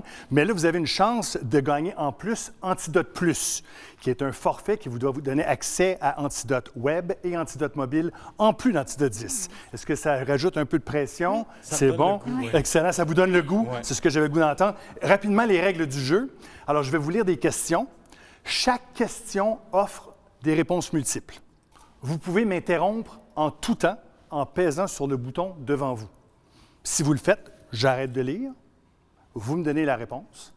Si vous vous trompez, à ce moment-là, votre adversaire a un droit de réplique et le droit de réplique peut s'effectuer à l'aide des centaines de personnes qui nous écoutent parce que je pourrais vous dire ce qu'ils pensent de la question que je vous ai posée. Ça y est, on y va avec notre première catégorie, la première catégorie qui est proverbe. Que signifie le proverbe suivant? Un chien regarde bien un évêque. A. Il ne faut pas se fier aux apparences. B. On peut regarder qui on veut. C. Il ne faut pas avoir peur de confronter... C. C? Oui. Alors, il va y avoir droit de réplique, comme ça, tout de suite en partant, c'est excitant. Alors, je vais continuer. Alors, on sait que ce n'est pas C. Alors, ça va être une des 3 réponses suivantes. Un chien regarde bien un évêque. Est-ce que ça signifie il ne faut pas se fier aux apparences? On peut regarder qui on veut? Où la classe sociale n'a pas d'importance. Et attention, je peux t'aider, Maëlle, en te disant ce que le public en pense. Alors, le public s'est fait avoir. Il a dit la même chose que toi, à 51 mais attention, en deuxième position, avec 31 c'était la classe sociale n'a pas d'importance. Et on peut regarder qui on veut, vient en 3e place. Et loin derrière, il ne faut pas se fier aux apparences. Quelle est ta réponse, Maëlle? Moi, j'allais y aller pour D de toute façon, fait que D. D? Oui. C'est B. C'est B. Ah, non, quand même, ça vous surprend. On peut effectivement regarder qui on veut. Alors, c'est pas grave, c'est 0-0. On va prendre ça comme si c'était un genre de réchauffement. Bon. Et on y va avec notre deuxième question. Nous sommes toujours dans la catégorie proverbe. Êtes-vous prêts? Oui. Attention, on y va. Que signifie le proverbe suivant? Quand l'arbre est tombé, tout le monde court aux branches. Quand l'arbre est tombé, tout le monde court aux branches. Sans choix multiple. Oh non! OK, je suis désolée. OK. C'est le stress, là. Est-ce qu'on lui donne une chance? On lui donne une chance? Ben ouais. On lui donne une chance. Ouais. Ça, c'est tellement magnanime. OK, on va faire comme si tu n'avais pas pesé sur le bouton. C'est toi prêt, par exemple. Tu peux mettre ta main sur la table. OK, Ouais. c'est bon. Mais deux. Alors, est-ce que ça signifie on peut juger de la valeur d'une personne par ses actes? B, on profite du malheur de quelqu'un pour le dépouiller? C, il ne faut pas... Alors, la personne la plus rapide, Maëlle. On a cliqué sur B, hein? Moi c'est B. Oui, c'est B. Et vous avez tous les deux raison. Mais c'est toi qui fais le point. Et comme c'est moi qui fais le moins de temps, 1-0 pour Maëlle. Bravo. Effectivement, la réponse c'était on profite du malheur de quelqu'un pour le dépouiller. Dernière question dans la catégorie proverbe. Attention, on y va. Que signifie le proverbe suivant? Il ne faut pas réveiller le chat qui dort. Il ne faut pas réveiller le chat qui dort. Est-ce que ça signifie A? Lorsque l'autorité est absente, la discipline se relâche. B. Ce n'est pas en ayant peur devant le danger qu'on le fera disparaître. C. Lorsqu'on reconnaît une menace, il faut faire en sorte qu'elle ne se concrétise pas. Alors, c'est à toi. C. C, et Caro a raison. Elle s'inscrit au pointage. C'est maintenant 1-1. Et effectivement, c'est une bonne réponse. On change de catégorie maintenant. Nous sommes dans la catégorie synonyme et antonyme. OK. Attention. Quel est l'antonyme de l'adjectif pleutre? Est-ce A, brave, B, généreux, C, peureux ou D, sincère? Caro, c'est à toi. Peureux. Peureux, doigt de réplique, attention. Je répète la question pour toi, Maëlle. Quel est l'antonyme de l'adjectif pleutre? Antonyme de l'adjectif pleutre. Est-ce brave, généreux ou sincère? Et je vais aller voir, peut-être qu'on peut se faire aider si on a déjà eu des résultats de nos gens. Oui, effectivement, on m'affiche que, et c'est quand même de loin la réponse brave qu'a préféré les gens qui nous écoutent. Est-ce que tu es d'accord avec eux? J'avais aucune espèce d'idée, mais je vais y aller pour ça, je vous fais confiance. Et tu as tellement raison de leur faire confiance.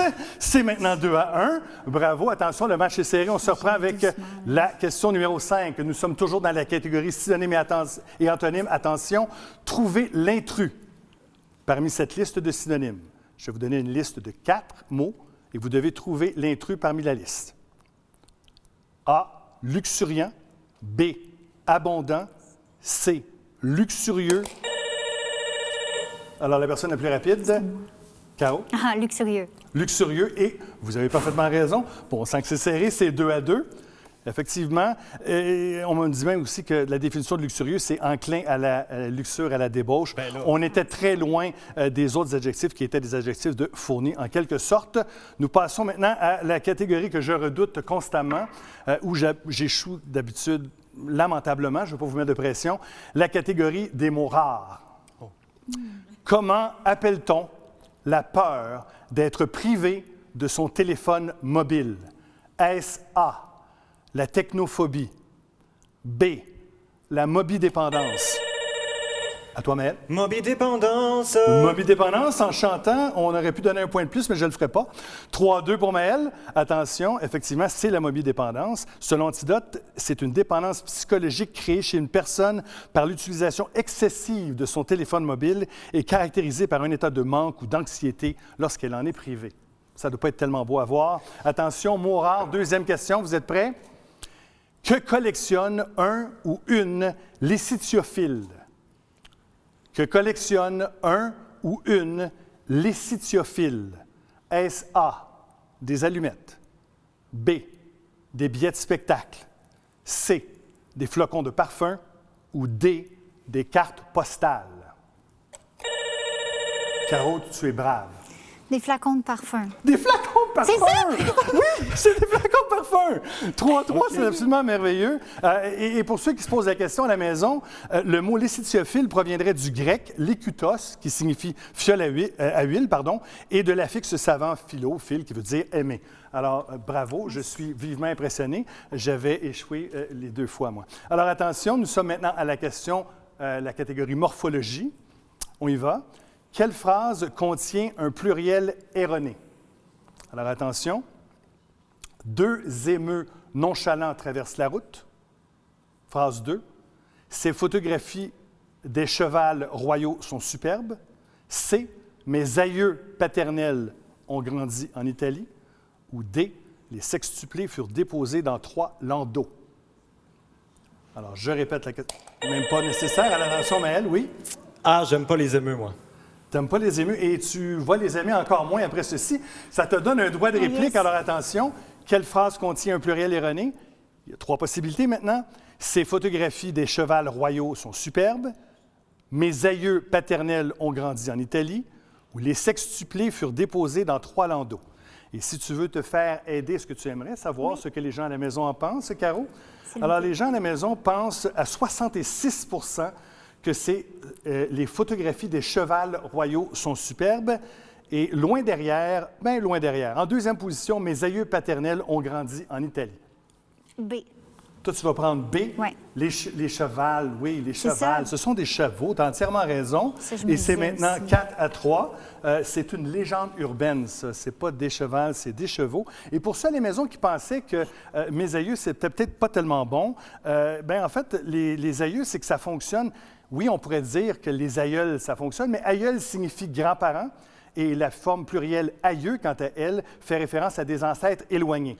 Donc, les 2 formes sont acceptées et le problème était avec les chevals. Toujours dans la catégorie morphologie, on continue. Lequel des mots suivants est du genre féminin? Est-ce A, astérisque, B, emblème, C, astrolabe ou D, stalactite? Maëlle. Astérix, astérisque. Astérisque, tu es brave, mais ça donne un droit de réplique à Caro. Ce n'est pas astérisque. Alors, est-ce une emblème, une astrolabe ou une stalactite? Est-ce que tu veux de l'aide des gens à la maison, Caro? Bien sûr. Oui, bien sûr. Et hop, bon sang que c'est divisé. Je ne sais pas si ça va t'aider. C'est très, très, très serré. Les gens ont eu de la difficulté avec ça. Stalactite semble se dégager légèrement devant astérisque et devant emblème. Par contre, astrolabe est beaucoup plus loin. Un emblème. Un emblème. Un astrolabe. Stalactite. Stalactite avec Ouais. les gens à la maison. Et les gens à la maison, vous êtes vraiment très forts. Parce yes. qu'effectivement, c'est stalactite. Caro, une sérieuse option dans le match maintenant, c'est 5-3. Bravo. On vient de quitter la catégorie morphologie. Nous sommes maintenant à la catégorie homonyme.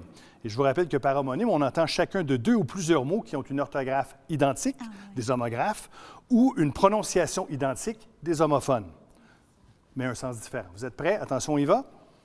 Laquelle de ces phrases ne contient aucune erreur d'homonymie? Et là, est-ce que les gens voient? Est-ce que vous êtes capable de voir ça? Vous regardez, vous allez devoir regarder ici, ça va être beaucoup plus facile. Tantôt, vous pouvez le faire au son. Je sais que vous me regardiez, mais là, cette fois-ci, vous ne pourrez pas le faire au son. Regardez les écrans devant vous. Est-ce A, papa chante une douce ballade à sa fillette avant le dodo? B, le fossile semble remonter à l'ère glaciaire. C, elle est à l'écurie en train de seller son cheval. Ou D, tu as encore oublié de lasser. Moi, je vais pour B. Oh non. Pour B? Ah, c'est non. ce que tu aurais préféré Ouais, prendre? ouais. Non, c'est pas B. Alors, yes. attention, il reste 3 réponses, Caro, en droit de réplique avec l'aide des gens. Est-ce A, papa chante une douce ballade à sa fillette avant le dodo? Est-ce C, elle est à l'écurie en train de seller son cheval? Ou D, tu as encore oublié de lasser tes souliers? Et si ça peut t'aider, les gens ont l'air pas mal tous convaincus à la maison que c'est papa chante une douce ballade avec 2 L. C'est un L. C'est balade. C'est un L. Ah, Effectivement, j'ai cru comprendre que tu y vas avec les gens à la maison. Ouais. Et vous avez tous raison. Caro, c'est maintenant 6-3. Alors, Maëlle, il faut se mettre en vitesse supérieure à partir de maintenant. On va essayer fort. Il faut essayer très fort. Alors, attention, dernière question dans la catégorie des homonymes. Laquelle de ces phrases contient une erreur d'homonymie? Est-ce A, et là, regardez les écrans pour vous aider, la courbe des ventes a fait un saut important au cours de ce trimestre? Là, je me sens mal de te couper, mais... Non, c'est bon. D? Ouais. D comme dans? T'as pas entendu Dada, la... dodo. Comme sa chance et sens dessus, sens dessous? Ouais. Ça donne encore un droit de réplique à Caro. Zut! C'est C. Sans l'aide de personne? OK, mais regarde, à ce moment-là, non, c'est pas C. Non! Et tous les gens à la maison avaient raison. Effectivement, il se rend au puits pour remplir son seau d'eau à 68 %. Les gens à la maison, vous êtes vraiment très, très forts. Effectivement, seau et non seau.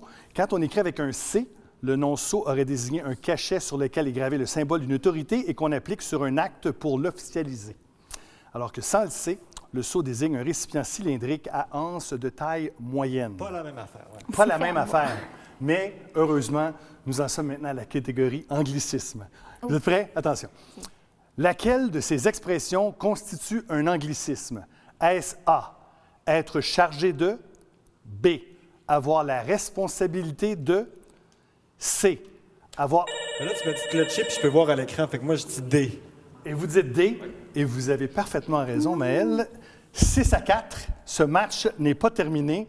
C'est effectivement être en charge de, qui est un calque de l'anglais to be in charge of. Et les autres constructions, elles étaient toutes correctes en français, soit dit en passant. Toujours dans la catégorie anglicisme, attention. Laquelle de ces phrases contient un anglicisme? Est-ce A, la présidente a insisté sur nos réussites de l'année passée? B, la présidente a mis l'emphase. Moi, je regarde à l'écran, là.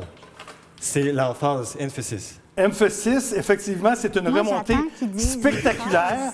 C'est maintenant 6-5 pour Caro. Et effectivement, le mot emphase est un faux ami dans le sens de emphasis quand on lui donne le sens de accent ou insistance. Et là, nous sommes maintenant rendus à la catégorie adverbe, notre 14e question. Dans quelle phrase l'adverbe « tout » est-il erroné? Est-ce A, ils se sont achetés 3 vélos tout neufs? B, ses excuses... C'était agressif, je suis désolée. Si le match continue trop longtemps, ce bouton-là ne fera pas la soirée. Je suis désolée. OK, mais ça va l'air, la certitude, tu avais l'air sûr de ton coup. B. Et effectivement, tu as entièrement raison. C'est maintenant 7-5. Ces excuses tout honteuses qu'elles fussent ne suffirent pas. Généralement invariable, l'adverbe « tout » s'accorde cependant devant un adjectif féminin qui commence par une consonne, elle est toute fière, ou par un H aspiré. Nous en sommes à notre dernière question, question de conjugaison. Attention, laquelle de ces phrases contient une forme conjuguée erronée? Est-ce A, les gazelles fuyèrent devant la lionne affamée? B, nous clorons nos portes à 20 heures demain? C, il faut que vous liez bien les ingrédients secs et liquides. Caro, avec une expression d'incertitude. C, c'est bizarre. C, non, ce n'est pas C. Alors, Maëlle, prends ton temps. Donc, attention, ce n'est pas C. On a déjà vu A, B ou D. Je ne voudrais pas que vous vous embarrassassiez de tels détails. Et si ça peut t'aider, je ne sais pas si ça va t'aider vraiment, les gens à la maison ont eu de la difficulté en conjugaison, je crois. On choisit « Nous clorons nos portes à 20 heures demain » à 36 et à l'égalité à deuxième place à 28 les deux dernières réponses. Il faut qu'Olivier Embarrassier, tu es presque seul. Qu'est-ce que tu décides? Embarrassassier, je trouve que ça sonne bizarre. Embarrassassier? Non, c'est les gazelles. C'était tellement plus simple. Les gazelles fuir. Pas besoin de fuyère. Alors, le match se termine 7-5. Caro, tu as gagné un antidote plus en plus de ton antidote 10. Félicitations. Maëlle, merci d'avoir fièrement représenté le genre masculin lors de ce concours. Et on retourne à Françoise. Merci. Oh yes, c'est le bon. Voilà. Bravo. Carolinka et Maëlle, vous avez vraiment tout essayé, alors bravo à vous. Alors, le jeu se termine parce qu'on m'annonce la fin des délibérations. Voilà, c'est le moment. Donc, dans quelques instants, nous allons connaître le nom des lauréats, des lauréates. Nous accueillons tout d'abord Madame Monique Cormier. Voilà, je vous rappelle qu'elle est vice-rectrice associée à la langue française et directrice du Bureau de valorisation de la langue française et de la francophonie de l'Université de Montréal. Et je vous rappelle qu'elle est à l'origine, il y a 4 ans déjà, de ce concours d'éloquence. Madame Cormier, c'est à vous. Merci, Madame Guénette. Nous venons d'avoir des preuves qu'en fait, la parole est d'or. Dans quelques minutes, les prix seront connus, mais je peux déjà vous affirmer qu'en maîtrisant mieux le français oral, chaque étudiant et étudiante qui s'est adressé à nous aujourd'hui a gagné en confiance et nous a bien montré que la valeur n'attend pas le nombre des années. C'est précisément l'objectif du concours d'élite à langue et la raison pour laquelle nous remercions tous ceux et celles qui contribuent à son succès à l'extérieur de l'Université de Montréal comme à l'intérieur.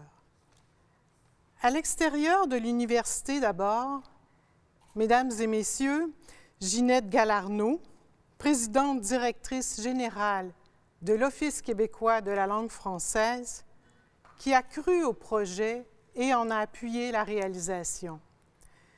L'animatrice Françoise Guénette, les membres du jury, Clément Duhem, Marie-Thérèse Fortin, Javan Abel Turton et Sarah May, sous la présidence de Marie-France Bazot, ainsi que le conseiller linguistique Guy Bertrand. Les partenaires qui offrent de très beaux prix, Druide Informatique, TD Assurance et l'ACFAS. L'Université du Québec à Rimouski, la toute première université partenaire à s'associer à ce concours, en espérant que son exemple sera suivi par d'autres. Enfin, à l'Université de Montréal même, nos remerciements vont au vice-recteur à la planification et à la communication stratégique, M. Jean-François Gaudreau-Desbiens, qui a appuyé efficacement la poursuite de ce concours en pleine période de pandémie. À tout le Bureau des communications et des relations publiques, notamment l'équipe des relations publiques et du protocole, ainsi qu'à la direction des technologies de l'information, sans qui cette activité en mode hybride n'aurait pu se tenir. Aux membres de mon équipe, compétente et fidèle, en particulier à l'indispensable coordonnatrice du concours, Madame Aloane Fan. Et bien sûr, à vous tous et toutes qui, par votre présence et votre participation aujourd'hui à cette grande finale, signifiez votre encouragement à l'égard de la valorisation de la langue française par les jeunes qui ne demandent qu'à mieux la connaître et la maîtriser, à l'écrit comme à l'oral. En votre nom, je les félicite chaleureusement. Merci beaucoup, Madame Cormier. Et maintenant, j'invite M. André Dorsonance, le maître du jeu qu'on vient de voir agir avec tellement d'élégance. Il va s'adresser à vous, M. Dorsonance, qui depuis les tout débuts, en fait, est un ami de ce concours d'éloquence. Alors, merci Françoise, merci beaucoup. Comme je viens de passer une quinzaine de minutes avec vous, je serai exceptionnellement bref.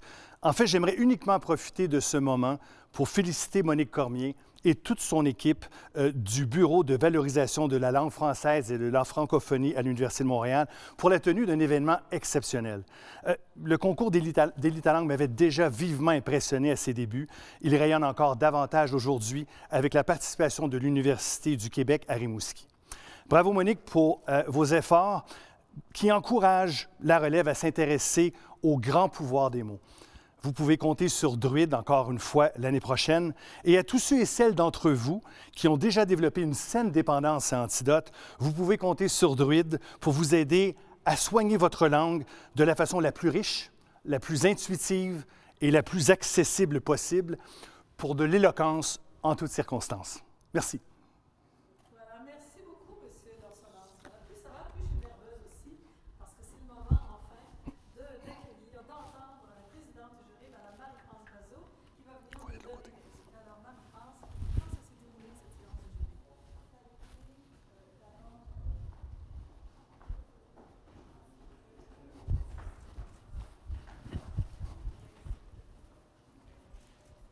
Remarquable. On a remarqué, comme membre du jury, une grande variété de styles. On constate que les jeunes, cette année, ont su prendre des risques personnels, aller en eux. C'était assez remarquable de voir ça. Et ils sont également très engagés socialement, très impliqués dans leur société. Ça se voyait à travers leur discours. Alors vraiment, bravo à tous et à toutes. Vous nous avez fait travailler très, très fort. Je pense que le temps qu'on a pris en est la preuve. Et ce sont les membres du jury qui vont maintenant nous dire qui sont ces heureux gagnants-gagnantes. Voilà. Merci beaucoup, Marie-France. Merci beaucoup. Alors, on y va sans plus tarder avec le 4e prix, qui est le premier prix qu'on remet. En fait, c'est le prix du public. C'est le prix que vous avez à la maison déterminé. Je vous rappelle que c'est un montant de 500 $ qui est offert par la FAS. Voilà, c'est la FAS.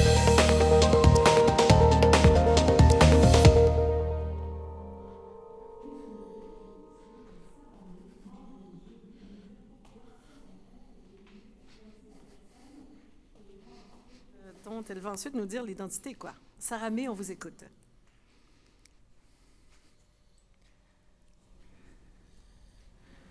Très pardon, a choisi la personne que je vais nommer dans quelques instants pour le prix du public à cause de sa performance, à cause de la façon dont elle a livré son texte et du sujet aussi qu'elle a abordé, qui est un sujet, selon moi, audacieux pour ce genre d'exercice.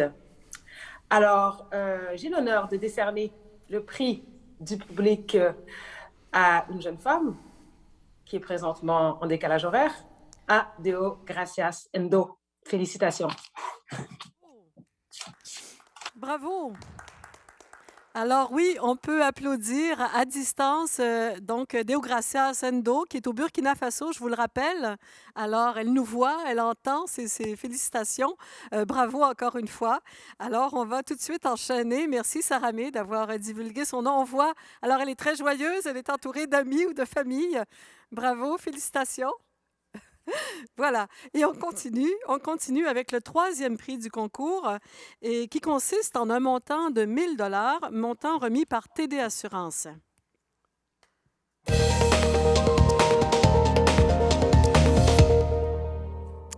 Et j'invite sans plus tarder Javan Abel Thornton à nous décrire en quelques mots, voilà, les raisons pour lesquelles cette personne a été choisie. Javan. Donc, on parle d'une personne, un candidat ou une candidate dont on a remarqué un grand humanisme, un texte vibrant, une très forte utilisation des métaphores tout au long du texte, et tout cela à l'intérieur d'un texte très bien structuré. J'ai donc l'honneur de remettre le troisième prix du jury à Camire Roufia Aïssoub. Ah, bravo! Bravo! Camire, voilà, Camire s'approche, donc elle est félicitée directement, un peu plus, sans qu'on se touche bien sûr par M. Bazot, Mme Bazot et M. d'Orsonnance. Alors, félicitations Camire, vraiment, c'est remarquable. Alors voilà, on continue. C'est un peu spécial de faire ça en mode, hein, vous le savez, là, vous êtes à la maison, on aimerait les embrasser, leur toucher, les féliciter, leur donner directement les cadeaux et tout ça. Ce n'est pas possible, cette année du moins. Alors voilà, on poursuit avec le deuxième prix du concours d'éloquence d'Élie ta langue, un montant de 3 000 $ cette fois.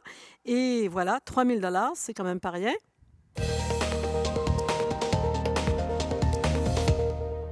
Et j'invite Mme Marie-Thérèse Fortin à nous révéler les grandes qualités de la performance de cette personne-là.